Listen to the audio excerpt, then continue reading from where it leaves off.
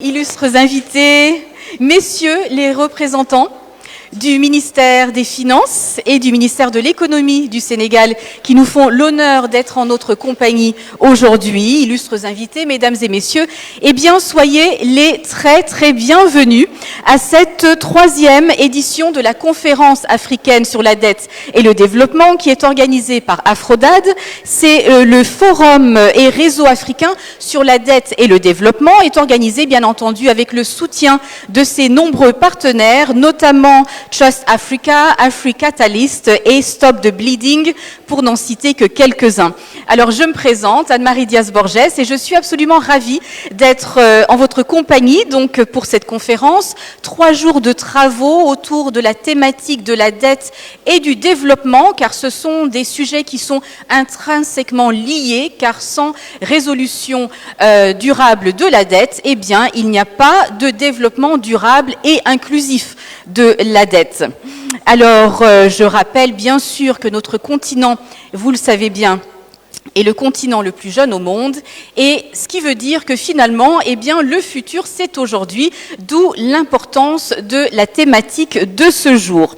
Alors, j'aimerais vous dire, mesdames et messieurs, je l'ai signalé tout à l'heure en introduction, que cette conférence est également votre conférence, et nous tenons vraiment à savoir ce que vous en pensez, à entendre vos commentaires. Donc, nous vous encourageons vivement à vous exprimer sur les réseaux sociaux, sur tous les réseaux sociaux d'Afrodad et de ses partenaires, donc allez sur Twitter, Facebook, Instagram, etc. et bien entendu sur les sites internet, et commentez en utilisant les hashtags qui sont sur l'écran derrière moi, mais je vais également vous les citer. Il y a Afrodad 2011 en un seul mot, AFCODD le chiffre 3 en chiffre romain, donc 3i majuscule tout attaché, Trust Africa en un seul mot, AfriCatalyst et également le hashtag Africa Rule Maker, Africa, R-U-L-E-M-A-K-E-R.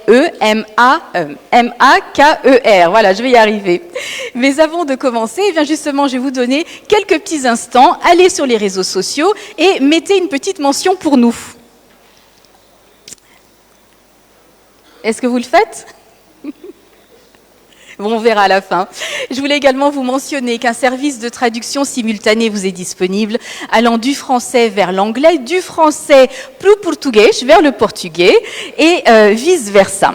Alors, entrons à présent dans le vif du sujet. Et pour ce merveilleux coup d'envoi de notre belle conférence qui s'annonce, eh bien, j'ai à présent l'immense honneur de laisser le micro au docteur Ibrahima Sall, directeur exécutif de la Fondation philanthropique panafricaine Trust Africa. Eh bien, docteur, soyez le bienvenu sous vos applaudissements, s'il vous plaît.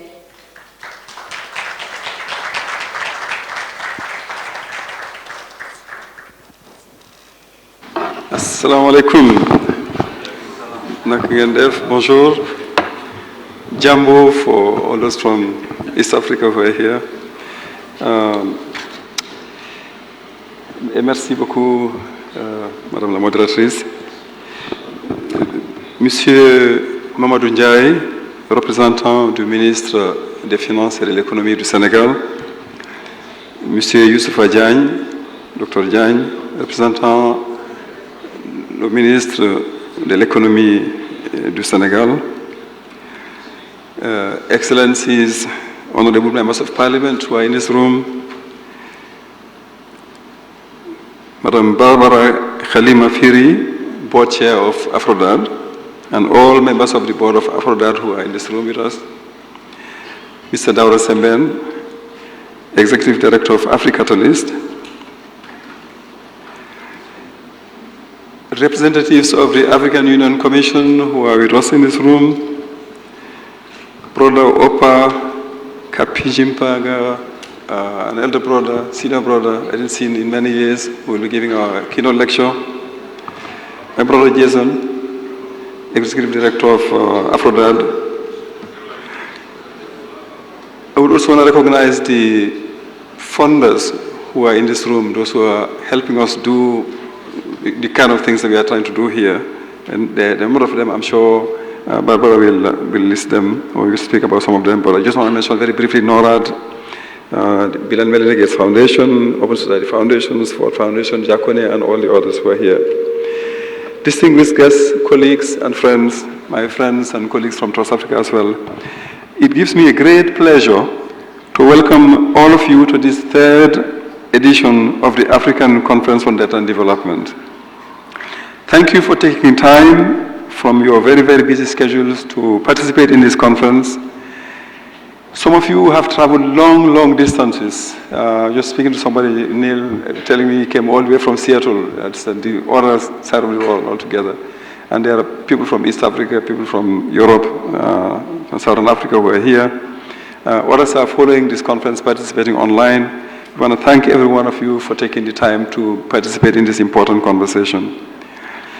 I would also want to thank Jason and his team, John and the others, not only for bringing us together and for giving us the opportunity to discuss such an important issue, but also for getting this whole series of conferences going. I think Afro-Dad ought to be commended for having initiated these conferences.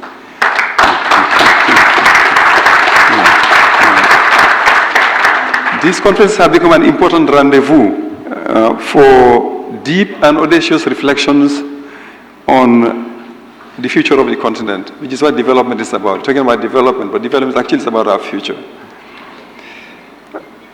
So it was, and after that is for us, Trust Africa is a sister organization, is a partner which we've been working for many years on so many different initiatives together in a consortium working towards ending illicit financial flows from Africa, in a consortium working on the sovereignty of sovereignty on the debt campaign,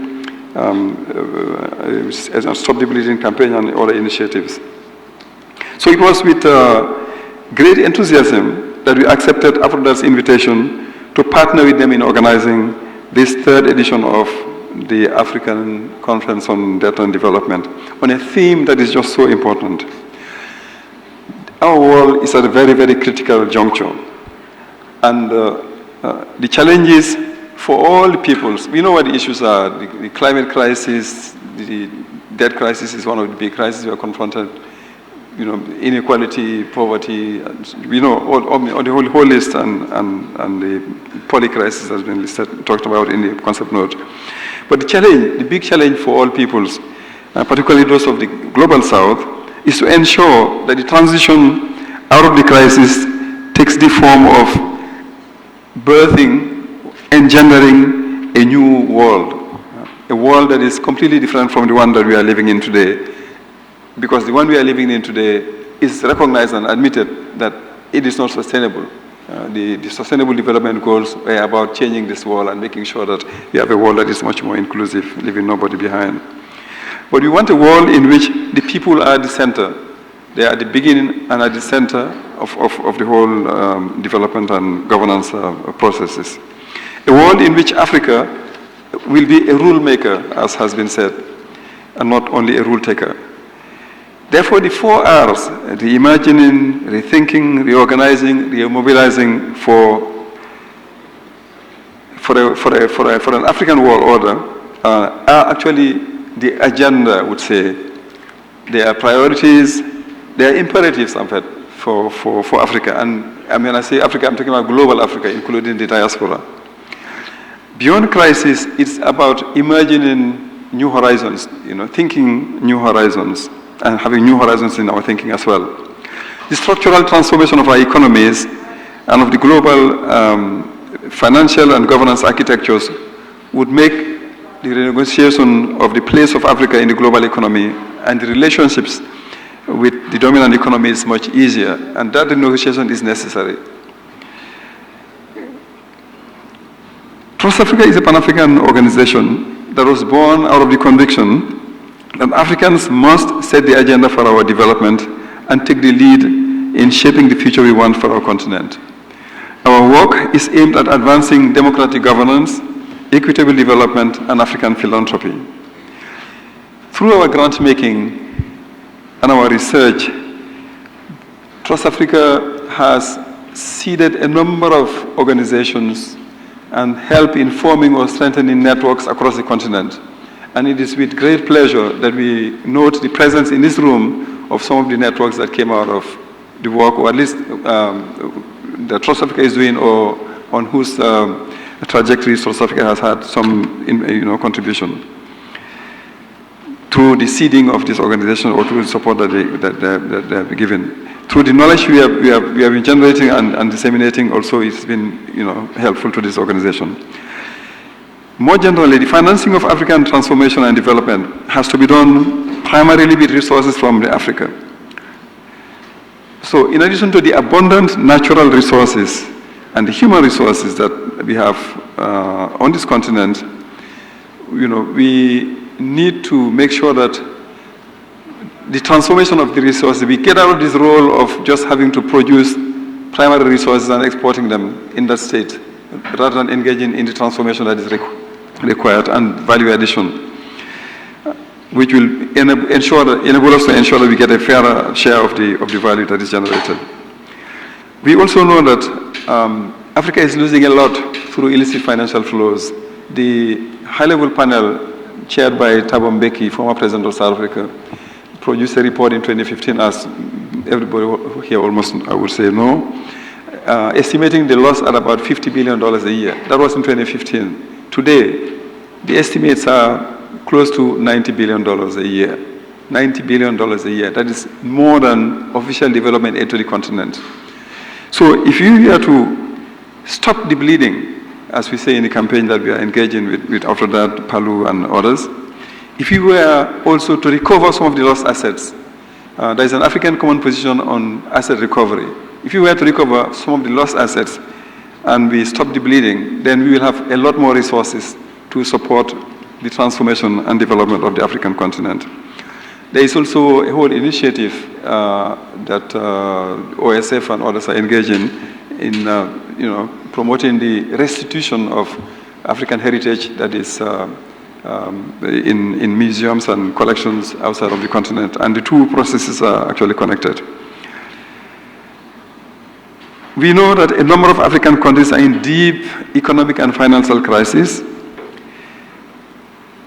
and that is one reason why the reflection on how to get out of this crisis, how to transition out of this crisis through a transformation process and build forward better is an imperative, is something of an emergency for us.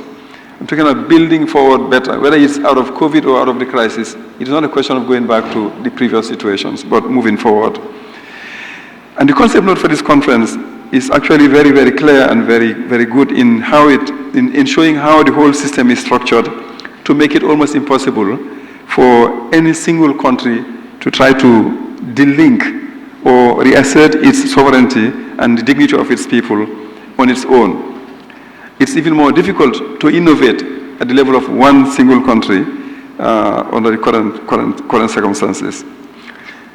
The system, in quotes, has become much, much more complex, and it has become much more difficult to engage and to transform. There are a lot of examples that one can cite. And the global governance architecture itself has become much more complex, and one of the points in the concept note is the important role that rating agencies are playing in that whole governance architecture now. We tend to overlook the importance of these agencies. When I was at Codestria in 2013 or 2014, we actually decided to look at this critical importance that these agencies are taking. They become so powerful, and we had an initiative that was intended to draw the attention of the research community to the importance of these rating agencies. So we devoted a session of the Codestria Governance Institute to the role of rating agencies in the whole governance process and how they can literally decide on actually your fate to a certain extent by downgrading you or upgrading you and making it more complicated. And that session was led by Professor Abdulsalam Fall of Senegal. The solutions that we, must get to work for us necessarily have to be Pan-African. If they have to be lasting solutions. And therefore, some of the issues that will be discussed in this conference, including the whole concept of a borrowers club, for example, are actually intended to draw attention to the importance of coming together, strategizing together, building solidarity, strengthening solidarity networks among the countries of Africa and among the peoples of the continent. That's a concept borrowed from microcredit schemes, which we can talk about if need be. But it is not enough for the solutions to be African. I think we need to recognize that as well. And it's not even enough for them to be state-driven.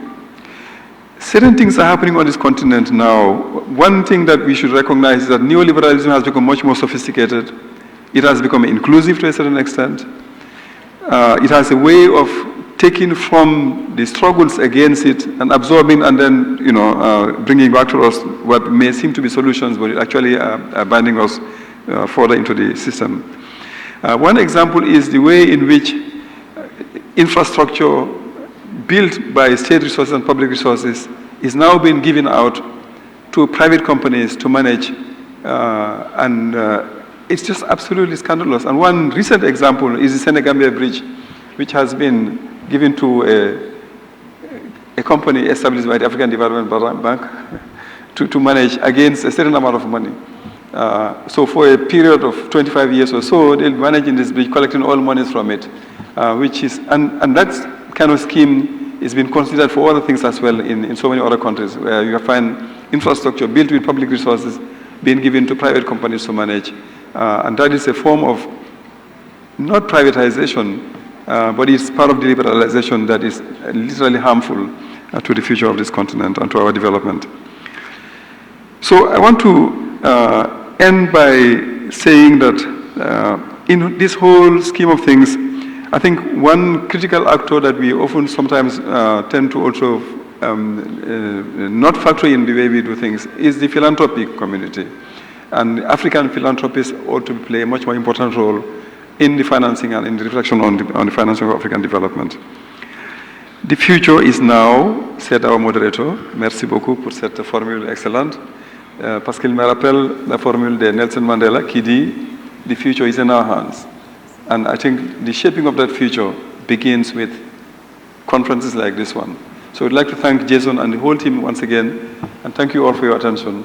And I wish us all a very good conference. And welcome to Senegal. It's a beautiful country. It's the rainy season. When the rains come, they refresh a little bit, the heat of this place. But you've got the Corniche, you've got very nice places to see here, and I hope you'll take the time to explore this place.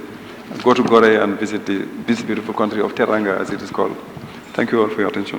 Merci beaucoup, merci beaucoup. Je vais vous demander, en fait, de rester ici, sur l'estrade, s'il vous plaît, pour prendre part au reste.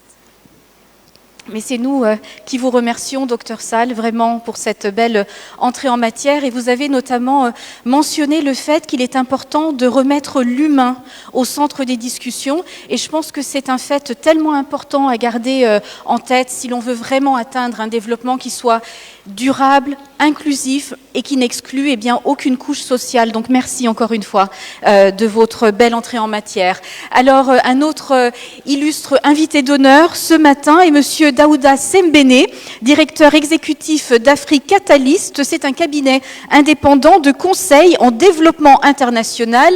Accueillons chaleureusement Monsieur Sembene, s'il vous plaît.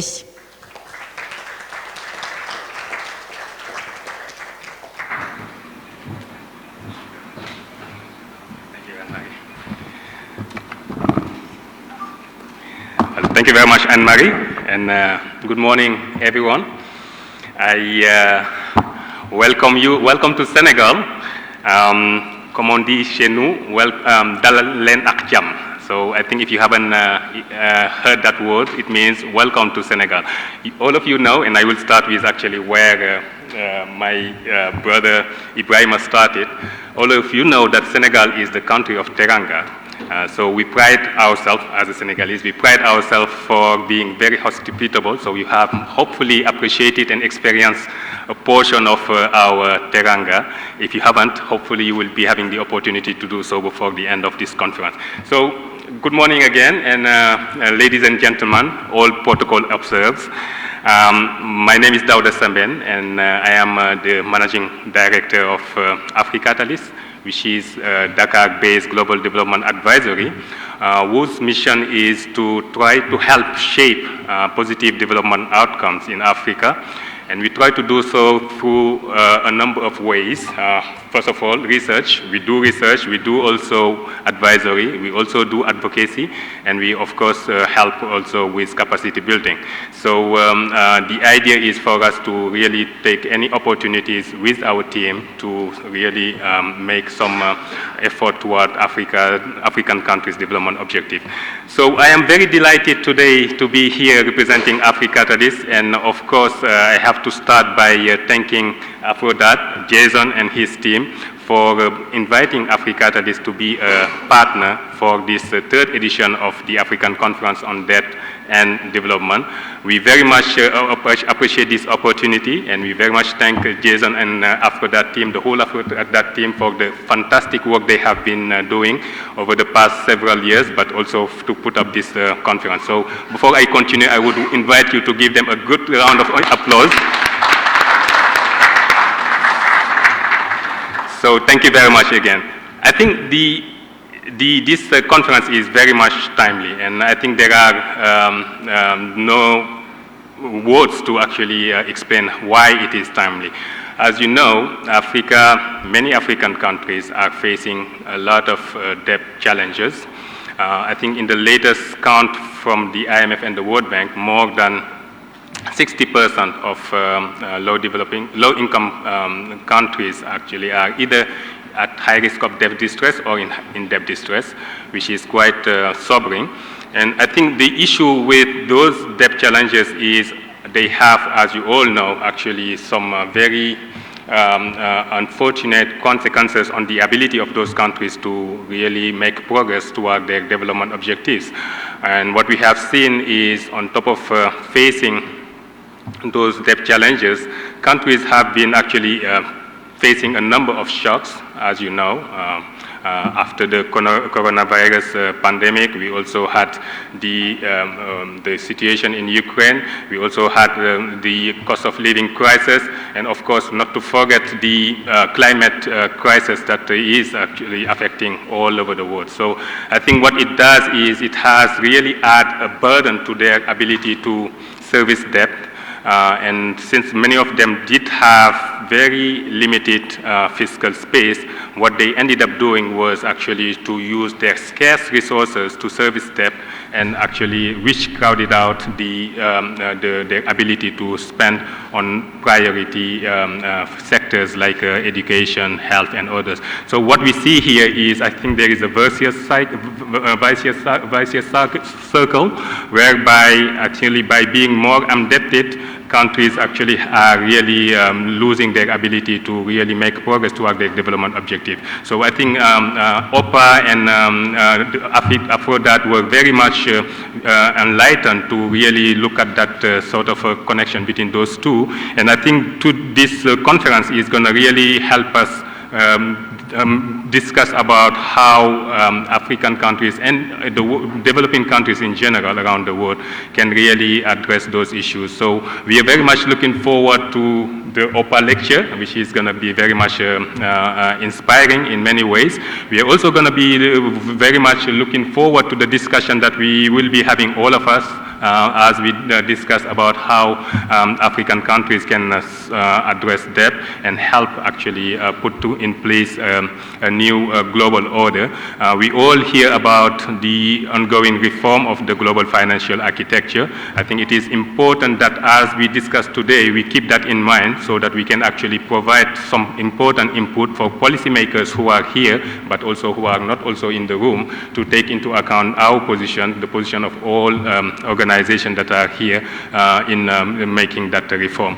I'm not going to be long because I know that we started late and you're not here to listen to me, but you're here to listen actually to other people who are having a lot of good things to say, and of course as part of the session that we will be having.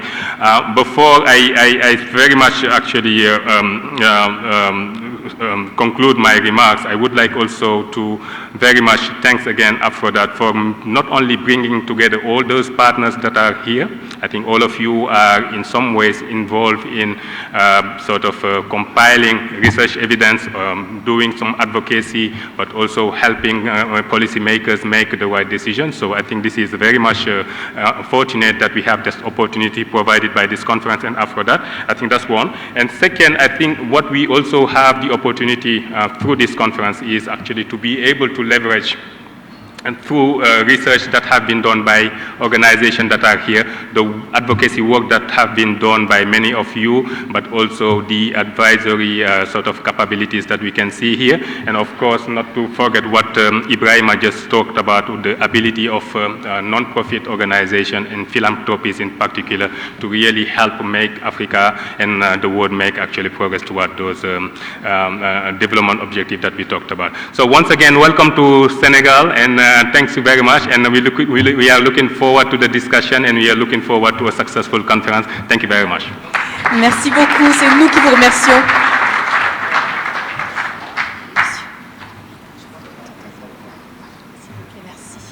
Mais écoutez, Monsieur Semben, et cette fois-ci je le prononce bien comme il faut. C'est nous qui vous remercions, c'était court mais c'était vraiment plein de sens et je pense qu'effectivement il est très important de remettre la discussion dans le contexte de ces nombreux récents chocs que nous avons eus, des chocs notamment la crise sanitaire qui a mis en exergue la dépendance du continent à bien des égards, mais il faut aussi repenser donc ces chocs comme des opportunités pour mieux préparer, mieux gérer l'avenir, penser différemment pour que ça ne se reproduise plus. Donc Jolodef, merci encore. Alors j'ai à présent le plaisir de présenter une fervente militante du respect, de la promotion du droit des femmes et des jeunes filles. C'est également un des piliers de cette belle équipe d'Aphrodite. Il s'agit de Madame Barbara Kalima-Firi, présidente du conseil d'administration d'Aphrodite, qu'on accueille également. Bienvenue Madame.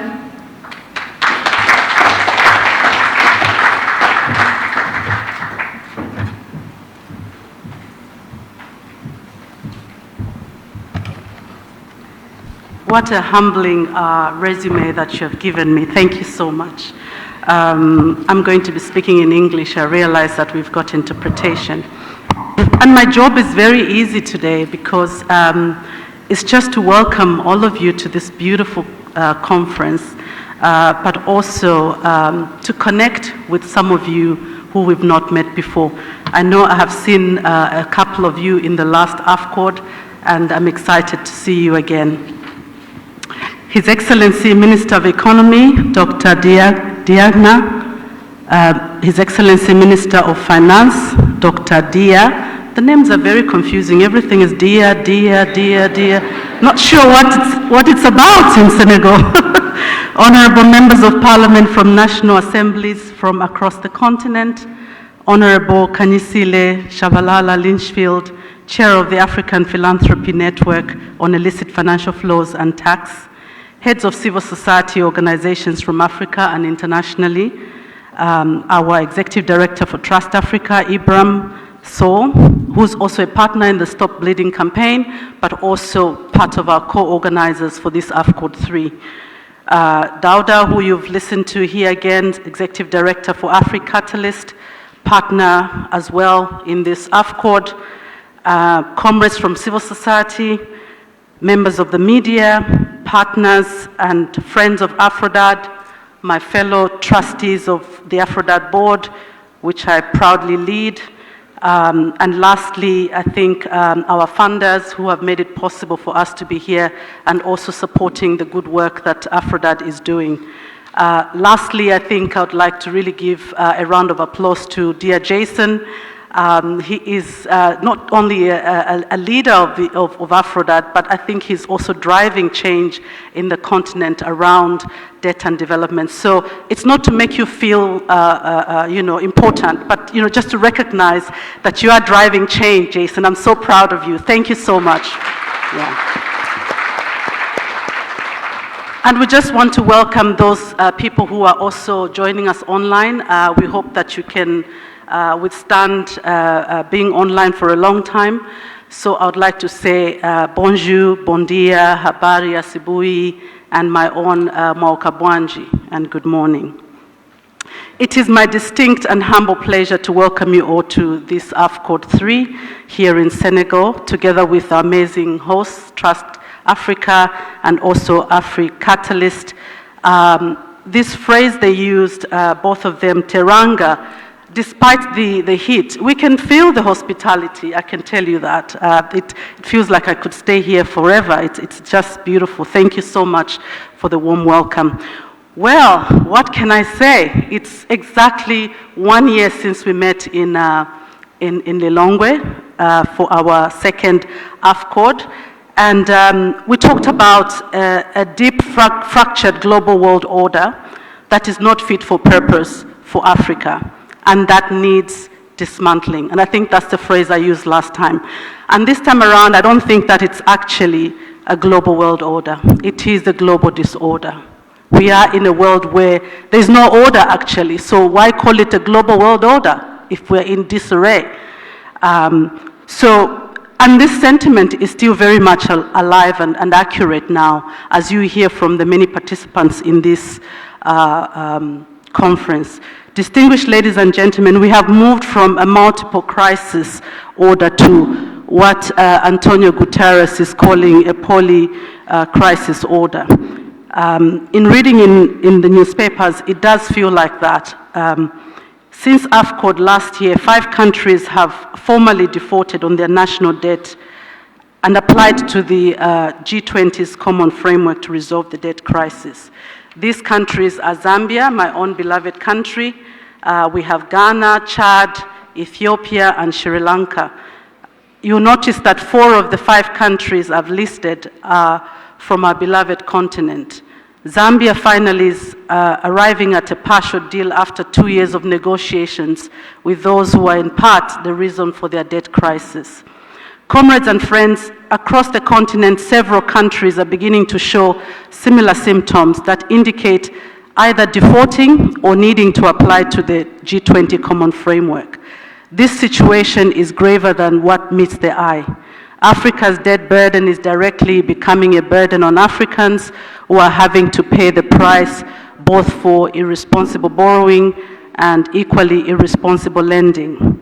Yet, despite the debt burden, institutions like the IMF continues to provide loans under the disguise of highly concessional loans to our African governments. Africa is caught in a debt trap. In fact, we are distressed. And it extends beyond contraction in fiscal policy space. Africa is trapped in a low productive capacity, a capacity trap that is entrenched by neoliberal economic order that blocks an attempt for Africa to produce and transform its economies in manufacturing and industrial hubs for global production. In a world that is characterized by a poly-crisis mode of operation, an extractive development model, and a hegemonic global economic governance, there remains little for Africa and her people to succeed. I mean, this sounds quite gloomy, but I think that the theme of the AFCOD 3 is timely, and I'm hoping that the 4 R's, reimagine, rethink, reorganize, and remobilize for African world order, will help us to reset where Africa should be going. So in fact, I would add the 5th R, which is resetting. If you recall, COVID forced all of us to reset the world. Why can't we do that for Africa's economy? We can begin to reset the economy. Whatever system they use, not that I'm advocating for COVID to come back, but whatever system and tactics they used to give us COVID, to reset the world, is what we should be advocating for Africa to reset its economy. And the 4 R's really, for us to realize the 4 R's would require that we begin to look inward, have internal introspection of our dynamics within the continent in a very systematic, coordinated, and coherent manner. And this requires that we really take a step back and look into the continent from outside in the same way that our development partners look at it. What is it that they see that we can't see? And I'm not convinced that we do not see and not know Africa's worth as a continent. What I think that we are struggling with is how to disentangle ourselves from a system that has locked us. In fact, I liken it to a bad civil marriage. You're locked in a marriage of inconvenience and you can't come out of it because you're getting bits and pieces of it, but it's not exactly what you want. So what, this reimagining, reorganizing, and rethinking would require is that we need to disentangle ourselves from this marriage of oppression, exploitation, and inequality. And I just want to recognize that the solidarity among African states and societies has sustained the campaigns against colonialism and apartheid in the 20th century. And I think the same tactics that were used there can also be deployed for us to transform our continent. Distinguished ladies and gentlemen, without giving too much away about AFCOD 3, you can probably tell about my excitement. I want to urge all of you to really put up your thinking hats and deliberate in the political economy analysis of this broken down system, the global world disorder, I call it, and ensure that, we are open-minded about the alternatives to our macroeconomic frameworks and framing our solutions. Yes, I do agree with Ibrahim that, African solutions may not be sufficient, but I think starting from there and recognizing that we alone can emancipate ourselves from this mental slavery that Bob Marley said, I think is a first step before we begin to look outside for solutions. We therefore must push full stream ahead with making Africa a rule maker, not a rule taker. And with this, ladies and gentlemen, comrades, friends, I welcome you to AFCOD 3. Asante sana, merci beaucoup, obrigada. Thank you so much. Thank you very much. I'll ask you to sit down, please, as well. Thank you. Eh bien, c'est nous qui vous remercions. Madame Kalima Firi, thank you ever so much for your words of welcome. Thank you as well for speaking Portuguese, my language. This is very kind. Et alors, c'est incroyable ce que vous nous avez dit. Hein. C'est we're not living in a global order. It's global disorder. Isn't that incredible? Donc, nous ne vivons pas dans un ordre mondial, mais dans un désordre mondial. Je pense que c'est vraiment une expression qui va nous rester en tête tellement c'est fort. Merci de l'avoir partagé avec nous. Alors, j'aimerais dire que, ce matin à AFCOD, nous allons prendre le balai, la balayette. On va commencer. On va tenter de faire un petit peu de ménage. Même ceux qui n'aiment pas faire le ménage, je ne regarde aucun homme ici. Mais allez, on va tenter donc de trouver des solutions. Alors, comme vous l'avez vu, l'équipe d'Aphrodade fait la part belle aux femmes fortes, car vous le savez, l'Afrique ne pourra jamais se développer tant que les femmes, 50% de sa population ne sera pas inclus totalement. Et là, j'aime bien sur ce sujet reprendre ce dicton africain que l'oiseau a besoin de ses deux ailes pour voler. Alors, l'Afrique, pour décoller, elle a besoin de ses hommes et des femmes. Merci beaucoup. Alors, on a parlé de cette belle terre de la Teranga que j'adore, terre voisine de mon beau pays, le Cap-Vert. Ce matin, le gouvernement du Sénégal est représenté. Nous avons les représentants des ministères de l'économie et également des finances.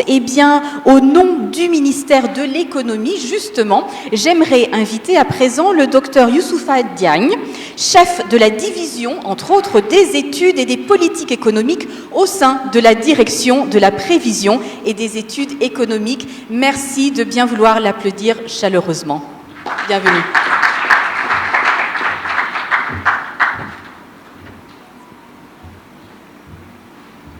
Merci beaucoup. Merci beaucoup. Ma prédécesseuse, en tout cas, nous a nommé ministre.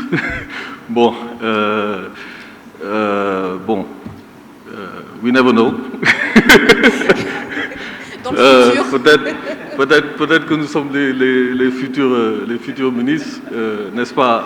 Je l'ai dit, le futur c'est aujourd'hui, hein, je l'ai dit. Mais bon, nous sommes quand même heureux d'être ici, donc aujourd'hui pour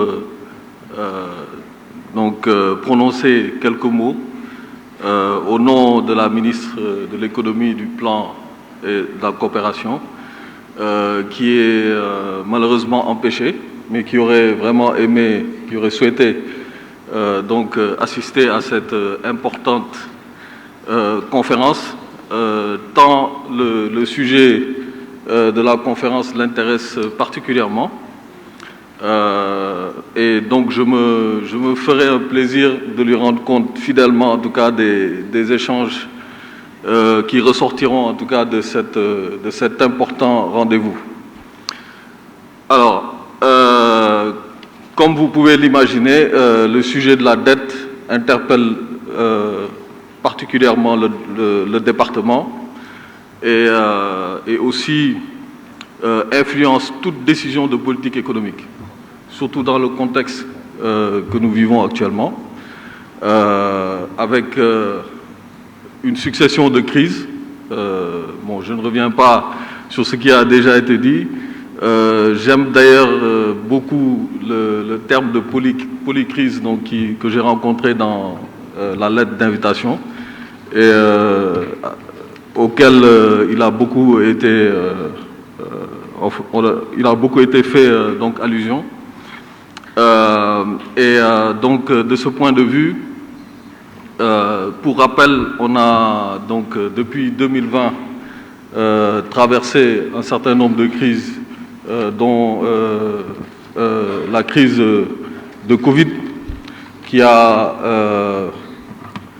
bien entendu causé d'énormes pertes pour l'économie et a également occasionné beaucoup de mesures d'urgence qui ont énormément coûté au budget. Et de ce point de vue-là, je pense que bon, il est heureux le paiement du service de la dette a été suspendu temporairement. Bon, mais moi personnellement, je m'attendais à ce qu'on aille au-delà de cela et qu'on allège tout simplement la dette dans ce contexte-là. Parce que ça revient à sortir la tête de l'eau tout en sachant qu'on va la replonger un peu plus tard. Donc c'est juste différer le problème. Et pour preuve, donc en ce qui concerne le Sénégal que je connais très bien, donc on a l'encours de la dette, selon les chiffres tirés de l'analyse de viabilité de la dette, qui se chiffre actuellement à 11 782,8 milliards. Juste pour donner une idée, ça fait 68,2% du PIB.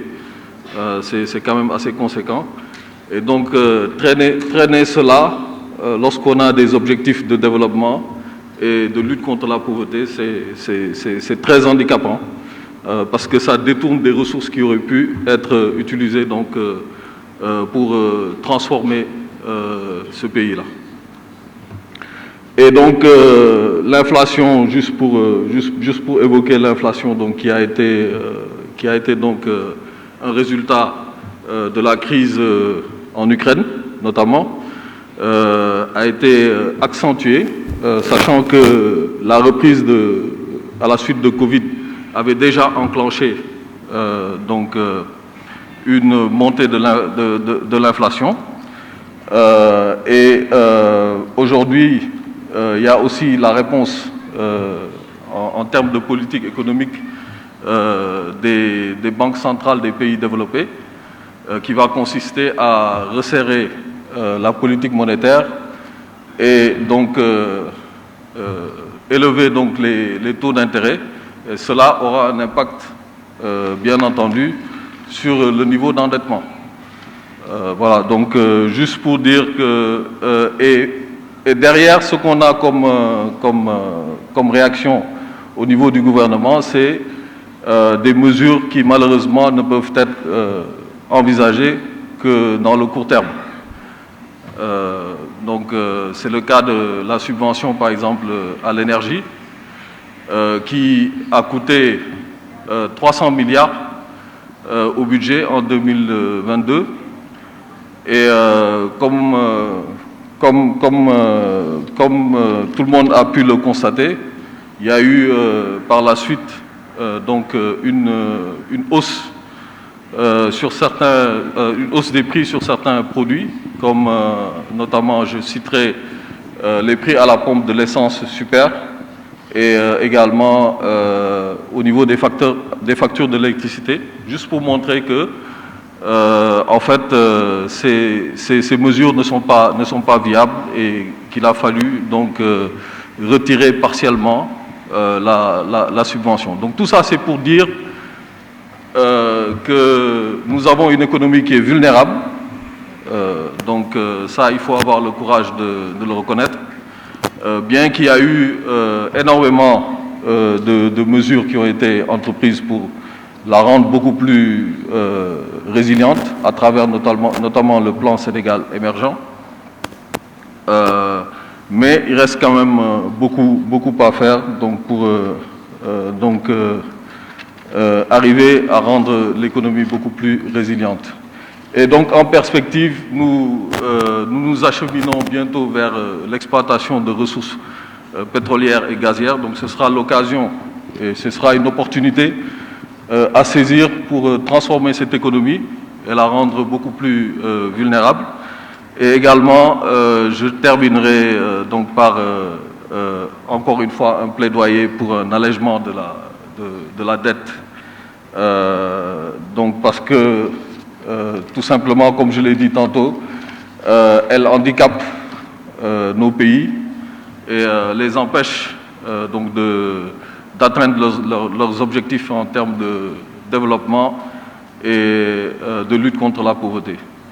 Voilà, donc je vous remercie et Trust Africa. Merci. Merci beaucoup.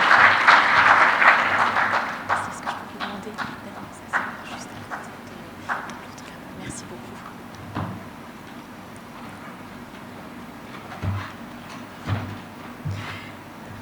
Merci beaucoup, Dr Diagne. Et c'est vrai que pour bien avancer, pour être droit dans ses bottes, pour être solide dans ses baskets, eh bien, il faut quand même être très réaliste. Et je pense que ça, effectivement, c'est bon de le souligner. Il faut vraiment connaître ces réalités pour pouvoir trouver des solutions qui soient adaptées. Alors, mesdames et messieurs, j'ai à présent l'immense honneur d'appeler ici, sur cette estrade, monsieur le conseiller technique auprès du ministre des Finances de la République du Sénégal, monsieur Mamadou Ndiaye, sous vos applaudissements, s'il vous plaît.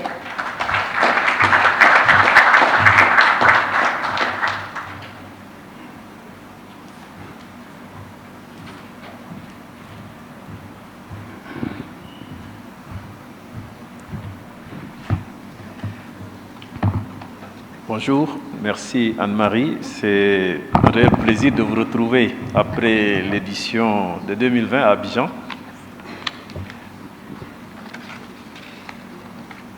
Monsieur le représentant du ministre de l'économie, du plan et de la coopération, Madame la présidente du conseil d'administration de Afrodad, Monsieur le directeur exécutif de Afrodad, Monsieur le directeur exécutif de Africatalis, M. Semben, mon frère, Mesdames, Messieurs les représentants des ONG, du monde universitaire et distingués invités, chers représentants de la presse.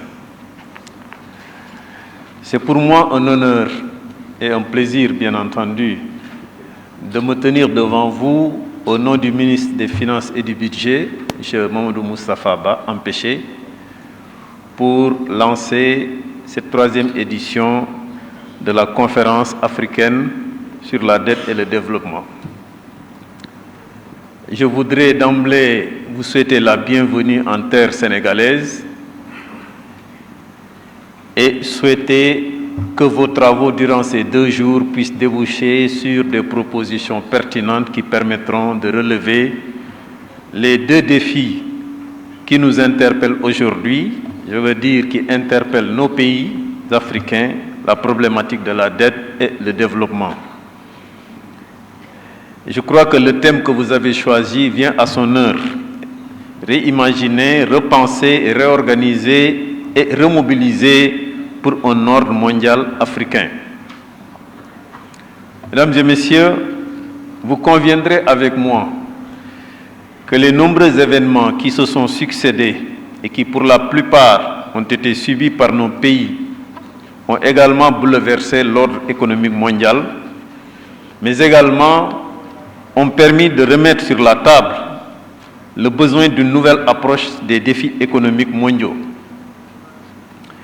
Dans un contexte où les rivalités à l'échelle mondiale ne cessent de s'intensifier, poussant les États à réorganiser leurs relations avec les partenaires, mais également poussant les dirigeants du continent à intervenir au niveau international pour saisir des opportunités de repositionnement plus stratégiques, il me semble que nous sommes tous d'avis que cette conférence vient à son heure. Il est d'ailleurs utile de rappeler que depuis les années 60, le concept, sinon la notion d'un nouvel ordre économique international a été impulsé par les États les moins favorisés, notamment dans leurs relations internationales avec les États les plus développés. Malheureusement, force est de constater que cette initiative n'a pu faire long feu, et pour diverses raisons sur lesquelles je ne reviendrai pas. Dès lors, un plaidoyer mieux structuré est donc nécessaire pour permettre un meilleur repositionnement stratégique qui nécessite la réorganisation du système international dans le but de garantir une représentativité plus juste et plus équitable pour répondre aux défis auxquels nos États sont confrontés. Pour atteindre cet objectif, nos États sont appelés à optimiser la coopération régionale. À cet égard, il nous semble que les pays pourront saisir l'opportunité du déploiement de la zone de libre-échange intercontinentale africaine, la ZLECAf, qui a le potentiel de promouvoir les échanges commerciaux au sein des pays du continent. Il me semble que c'est un axe extrêmement important, asseoir une coopération régionale durable et fructueuse, mais bénéfique pour l'ensemble des parties.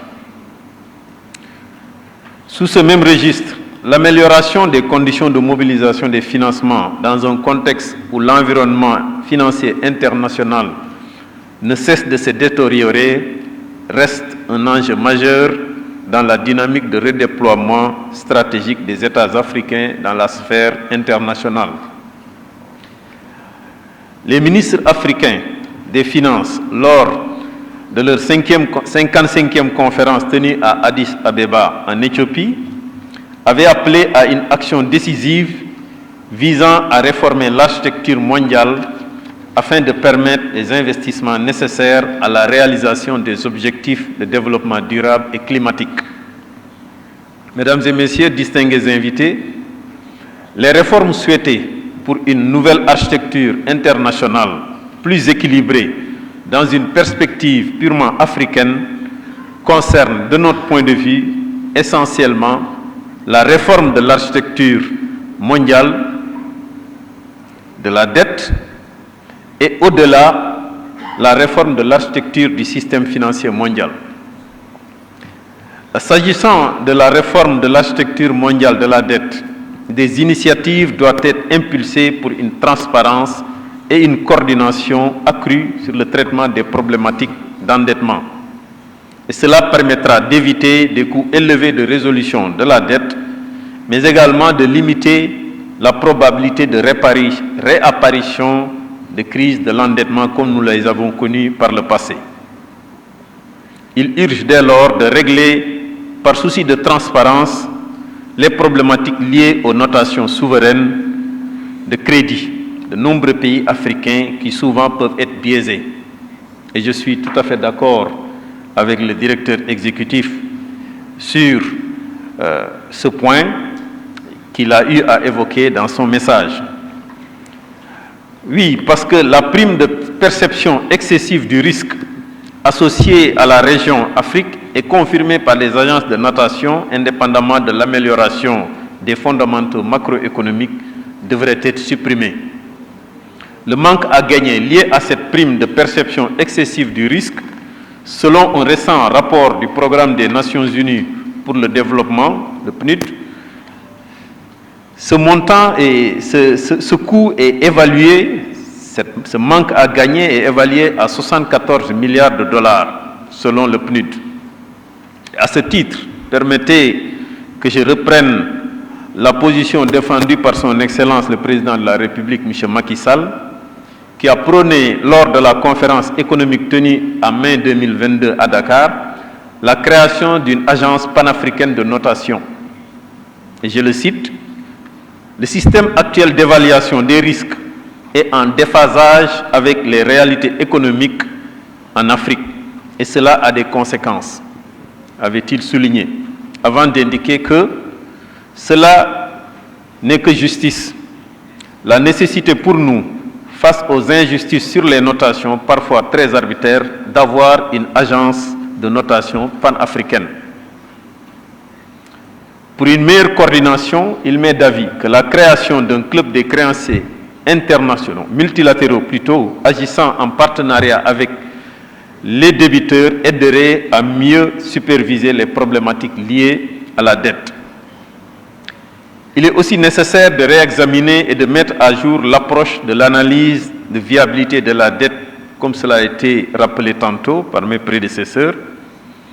Donc, cette analyse de viabilité de la dette utilisée par la Banque mondiale et le Fonds monétaire international, nous pensons qu'il faut réexaminer et mettre à jour l'approche afin de la rendre davantage axée sur les objectifs de développement durable et de solvabilité.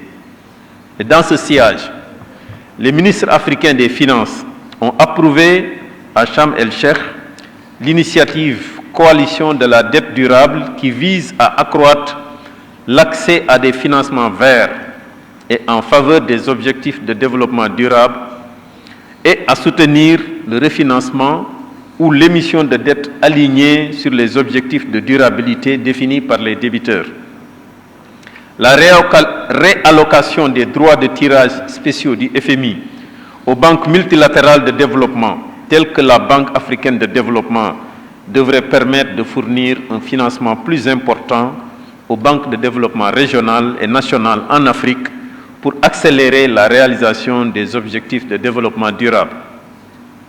Il sera également utile de renforcer le cadre juridique international de la dette, notamment par le biais de clauses d'action collective et de force majeure renforcées et d'une législation anti-fonds vautours afin de prévenir de manière proactive le surendettement futur. Toutes les nouvelles émissions de dette souveraine devront inclure des clauses d'urgence climatique qui suspendent les paiements du service de la dette en cas de catastrophe liée au climat. Je crois que c'est des évolutions qu'il faudrait saluer et s'orienter, en tout cas, vers leur mise en œuvre pour permettre une prise en charge plus effective de cette question de l'endettement. Mesdames et messieurs, distingués invités, la réforme de l'architecture du système financier mondial ne devrait pas être en reste après celle de la dette. Le système financier international, dans son architecture actuelle, touche à ses limites avec des réponses aujourd'hui fragmentées, partielles et insuffisantes en termes de mobilisation de ressources, d'adéquation aux besoins et d'impact.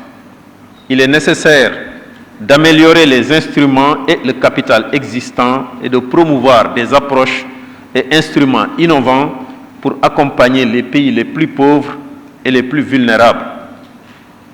La mobilisation de financements privés complémentaires aux ressources publiques à travers des mécanismes de garantie et de partage des risques permettra de soutenir davantage le secteur privé local et les infrastructures durables. C'est le lieu de souligner que, à cet égard, la finance islamique offre des perspectives extrêmement intéressantes en termes de mobilisation de ressources de ce type. Sur un autre plan, le mécanisme africain de stabilité financière complétera les filets de sécurité mondiaux proposés par le FMI pour apporter un soutien en liquidité aux pays traversant une crise. L'architecture mondiale devrait également se concentrer sur les conditions d'exploitation des ressources conséquentes détenues par les fonds de pension et les investisseurs institutionnels à l'échelle mondiale. Le défi climatique devient de plus en plus pressant avec des conséquences liées au changement climatique qui pourraient atteindre 45 à 50 milliards de dollars par an d'ici à 2040. Mesdames et messieurs, distingués invités, nous avons besoin d'un multilatéralisme inclusif avec une représentation équitable et juste dans l'architecture financière internationale. C'est un plaidoyer que nous partageons totalement.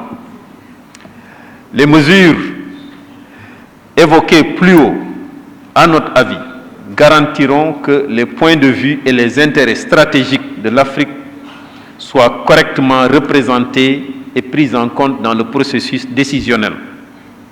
L'enjeu des réformes est de mieux prendre en compte les réalités et dynamiques nationales. Et je me réjouis à ce stade de l'honneur que le ministre m'a fait de venir partager avec vous ces quelques axes de réflexion qui ne manqueront certainement pas d'alimenter vos échanges durant ces 2 jours.